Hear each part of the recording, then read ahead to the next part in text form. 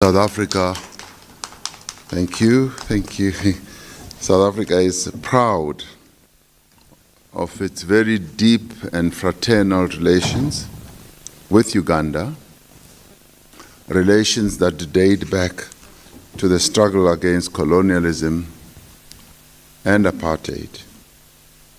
At great risk and sacrifice, Uganda stood firm in its support of the liberation struggle and contributed materially and in many other ways to help us achieve our freedom and our democracy. On behalf of the people of South Africa, allow me to express our appreciation to the people of Uganda for their contribution to our freedom. Relations between our two countries are based on the principles of mutual respect, the promotion of Pan-Africanism, and a commitment to human rights and also to the emancipation of women. The state visit that is taking place after the success in Kampala in July of last year. State of our relations and evaluate progress on the implementation on the decisions taken at that meeting. I'm advised that steady progress has been made in resolving some of the challenges relating to trade and investment between our countries. Our government ministries are in regular contact with each other, which is something that's quite pleasing. As further demonstration of our strong relations, today we will be signing several memoranda of interventions. South Africa looks forward to continuing the good cooperation that we have amongst ourselves, and we believe that it is vital that like-minded countries such as South Africa and Uganda should continue working together for peace efforts on our continent. South Africa continues to advocate for global solidarity, for the primacy of multilateralism, for the reform of the United Nations system, in particular the UN Security Council, and for a rules-based international order. We wish Uganda well in implementing its Vision 2040 and the Uganda National Plan. This will lead to prosperity not only for Uganda, but for the Eastern African region and the continent as well. So, Your Excellency, we are indeed overjoyed that after almost 11 years, you have come back to South Africa, and we would like to say, see this as your home, away from home, and we wish your visit a great success, and thank you very much for honoring us in the way that you have.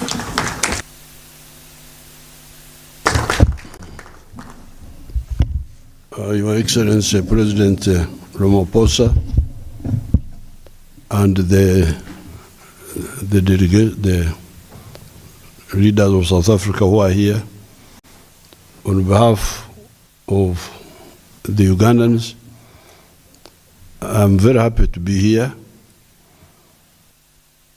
In 1967, I recruited myself into the ANC in Dar es Salaam.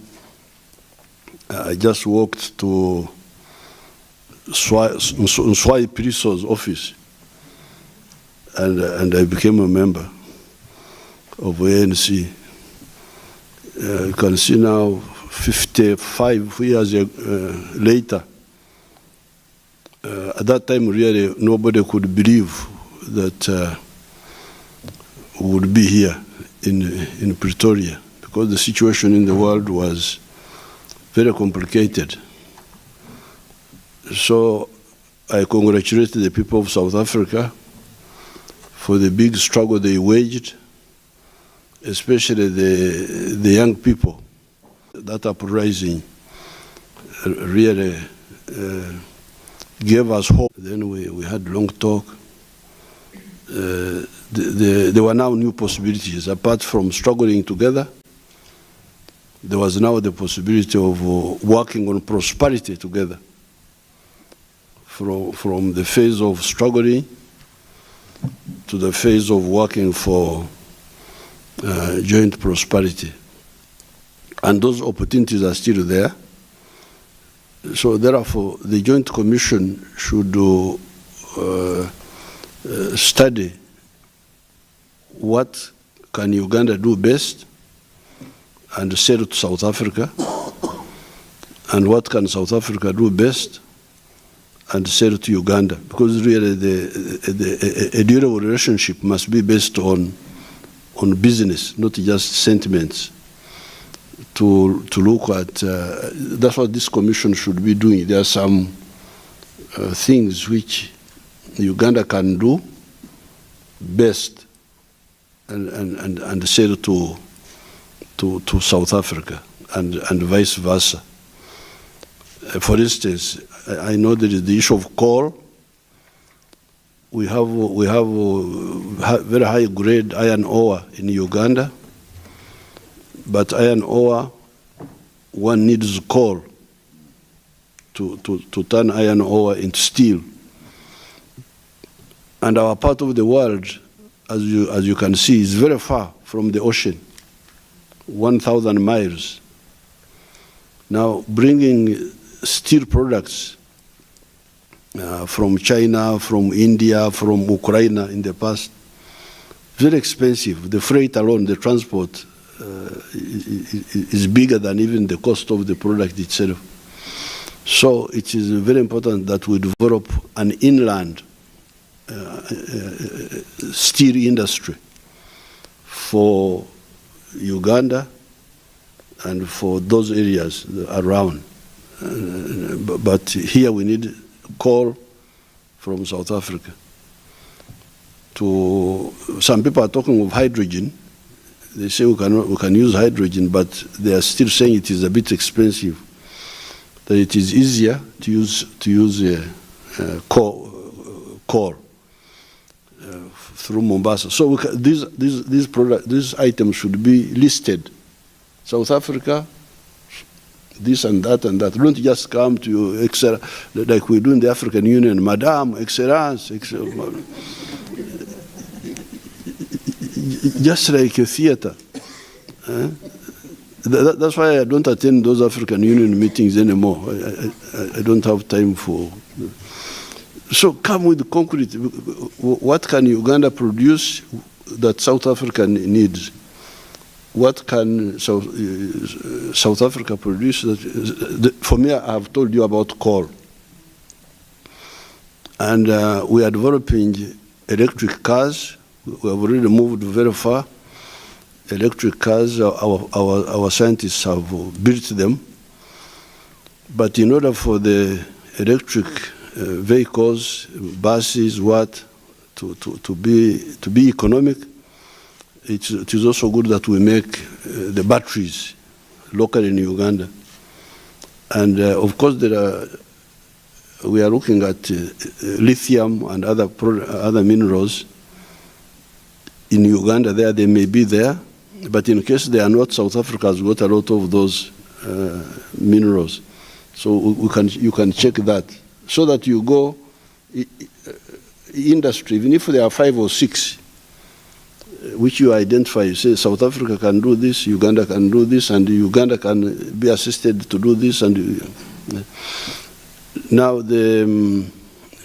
of course, Uganda has got, with agriculture, things are much easier, because here away from the equator, I hear people have got only one rainy season. That's what I hear. But there, near the equator, we have 2 rainy seasons. That's why these Ugandans are lazy, you see, because Because life is very easy for them. You don't have to work very hard, you know. Even a fool can survive in Uganda. So those agro-based that South Africa may need cheap. They are plenty. They are plenty. Because I don't know where do you get your bananas from? Do you grow bananas here? Yes, we do. In the north and in the east. Big panties or? Yeah, towards the north, yes, but not as big as yours. Not as big as yours. So really, that's what this Ministry of Trade, the other young lady, there's my brother here. This is we are together. This is as old as me. This one is quite ancient. This one here, but the other young girl, she's you should help the old man to list. Don't just come, Excellence, Madame, Mademoiselle. So really this is, but then there's also, there's now the bilateral, but there is the producing for third-party markets. The companies can come from South Africa, based in Uganda, or even vice versa, but produce for the US market, because we have got access to that market, USA market, European Union market, Chinese market, using the raw materials of Uganda, which are plenty. That will be, in my view, another area we should look at in detail, not just vaguely. Then finally, as His Excellency was saying, the issue of pacifying Africa, because we are talking of the CFTA, Continental Free Trade Area. But this Continental Free Trade Area will be a trade area only if it is peaceful. But now the whole place is in chaos. What we told, the good thing is that what these young people like the other one is calling history, I call current affairs. Because I was there all this time when all these things were happening.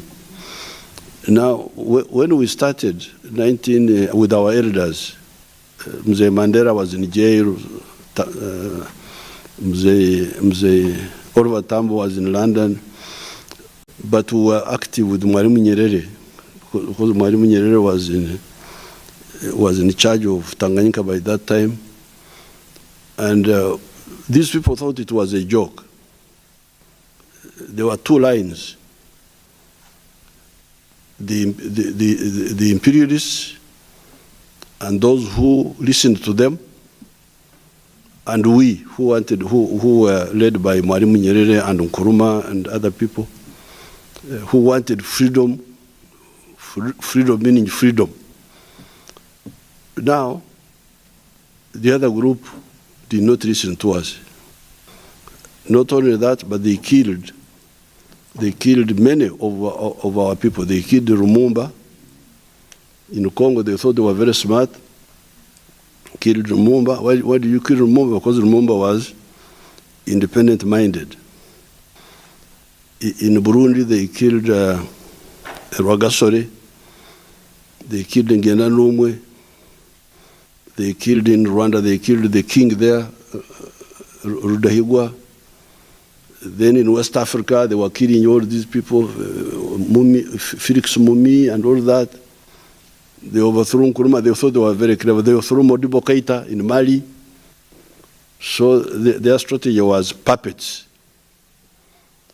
Put puppets everywhere.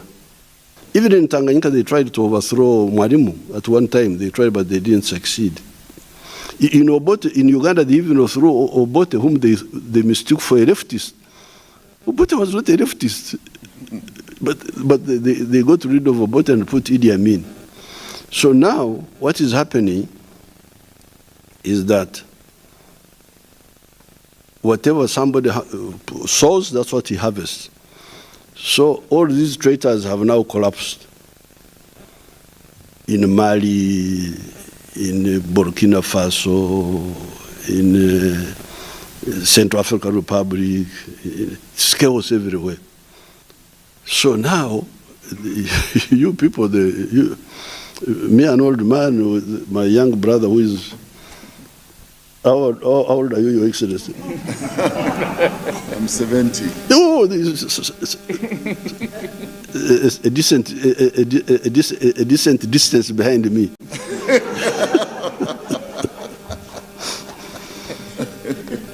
So these young people, these ones here, when some of us are still here, we can help you to build a new force, of patriotism, because now neocolonialism has failed. Neocolonialism has failed. People in Mali, people in Burkina Faso, people in Nigeria itself. Nigeria. Everywhere they are harvesting the bad fruits of neocolonialism. So what do the progressive parties do? They must help to create a new force, to use the failure of neocolonialism to build now real African freedom. This one area where I think the ANC, as His Excellency said, this was the first organization after Africa had been taken over by the imperialists, all of Africa except Ethiopia, 1912 when it was founded. So we need to think about that. We may not have conclusions today, but for me, I'm thinking about it. How do we help? How do we help these situations? Because CFTA, how would you have it with chaos everywhere? How would you have it with Burkina Faso? How would you have it with Mali? How would you have it with the Central African Republic? How would you have it with Eastern Congo, that Eastern Democratic Republic of Congo? Those traitors who took over after, that's what I was telling His Excellency Tshisekedi. You need to decide. Are you on the side of the traitors? Or are you on the side of the freedom fighters? Because that's how they end up. They just come, they end up being nothing. Because traitors cannot be, the first thing, the traitors cannot build an army. No. They can't build a national political party because they are sectarian, tribes, religion. Because of that, they can't build an army. So, how will you have anything without an army, without a party, without...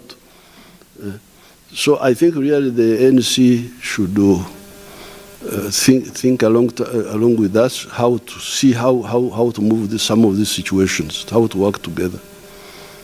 In Eastern Congo now we have intervened with our army there. We can help them. But there are what we cannot do, which can only be done by the locals, to build an army, to build a militia force. They fear militia force. When you say we build a militia force, oh, it will turn against us. How will the militia turn against you? The militia are defending themselves against the terrorists. Why would they be against you unless you have got something evil you are doing to them? So this ideological, don't forget the ideological, and you also become bureaucratic and honorable minister. And we have seen a lot of those, and they have not helped us. Thank you very much. Thank you very much for inviting me to Pretoria. I'm very happy. I've not been here for some time. No, but we came for the burial of Mzee Mandela. We came. Yeah, but that was not an official business. No, it wasn't. Yeah. Thank you so much.